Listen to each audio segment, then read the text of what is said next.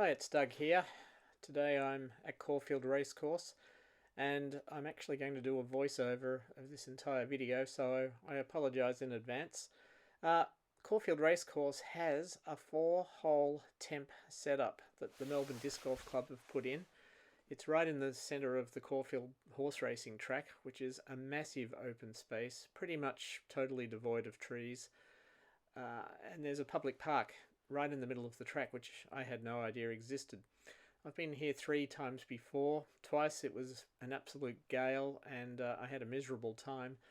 But today it was nice and calm, although it was a bit cold, and I made a huge blunder here in that I bought my glow bag of discs along, so every disc I'm throwing today is white, which does not show up too well against white clouds and a disc golf course with virtually no trees. So I apologise in advance if the discs are quite hard to track, but we'll give it a go.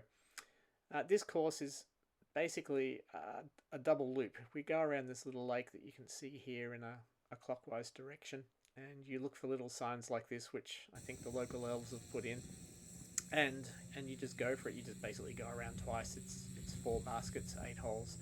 It's all very short. And you can see here on hole 1 I'm just throwing an Eclipse reactor. You can see all these rail fences all around the place. They define OB on the holes because there are no trees here. Some OB has been defined by the rails and the paths around the place, and the lake, of course. So that was a birdie on hole 1. I just threw my reactor. It was pretty stock 60-meter shot, and yeah, just sank a putt. It was pretty straightforward. It was a little breezy today, but not too bad. It was cold more than anything, and just one of these autumn days in Melbourne where it just seems a little chilly. Anyway, we're going around to hole 2, so I'm just basically filmed this to show the way, and yeah, you can see that little red post there. I think somebody has put all these little posts in that define where the holes are, which is quite useful. So hole 2, there's OB left of that path that you can see there. I'm throwing my anvil, just sending a sidearm out over the OB, bringing it in. You can't quite see the basket there, but it's only about 60 meters away.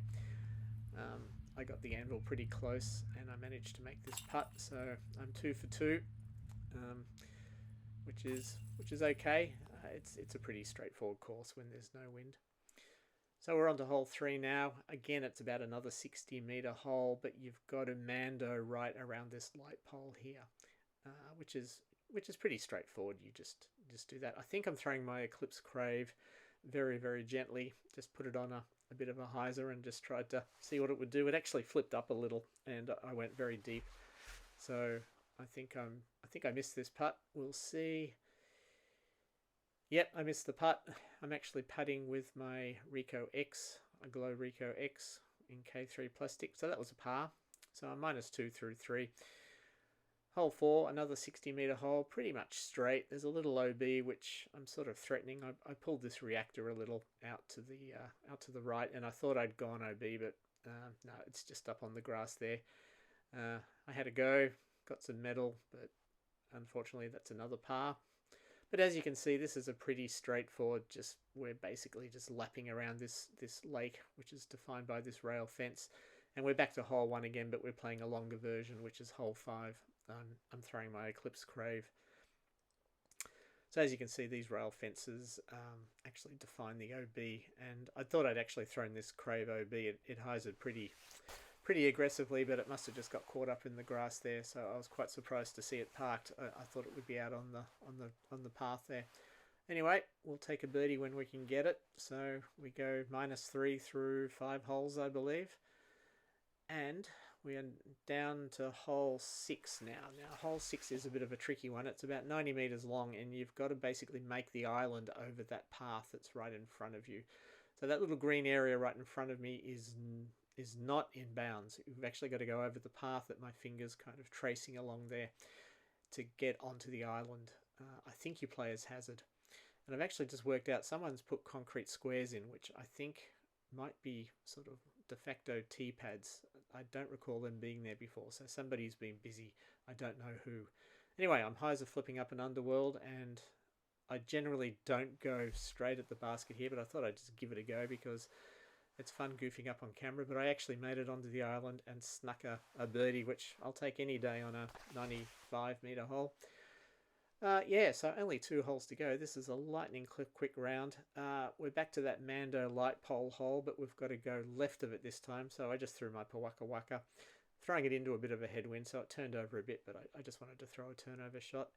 I'm a long way short of the basket here, and this basket is actually quite elevated, so I gave it a half run, but yeah, it didn't go in, so we'll take a par. So we're -4 through 7 with 1 hole to go. And I got a little lost here. I thought hole 4 was down the other end of the... Sorry, hole 8 was down the other end of the basket. When I was looking for hole 8, I actually found what looks like a hole 4. Now, I thought hole 4 was way away from there, so I'm a little confused, and maybe the local minions have been changing the layout here, and I just don't know about it. But anyway, according to UDisc, I played the course correctly, but yeah, that hole 4 and the concrete puzzled me. This is my best guess at the hole 8 tee pad. It feels wrong, but this is where UDisc put me, so I'm just throwing. It's about a 78-metre shot. I'm throwing my reactor. I came up a little short and got caught up in the long grass.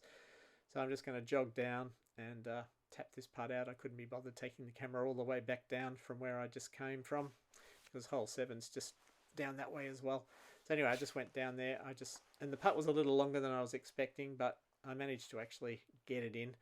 It was probably about a 9-metre putt, and I was out of breath, so it's a bit lobby, but in it goes. And all my fans had turned up, so that was nice, so I had to acknowledge them. So yeah, you always got to give back to the fans, so you can see them all there. So anyway, that was a very quick 8 holes at Caulfield Racecourse.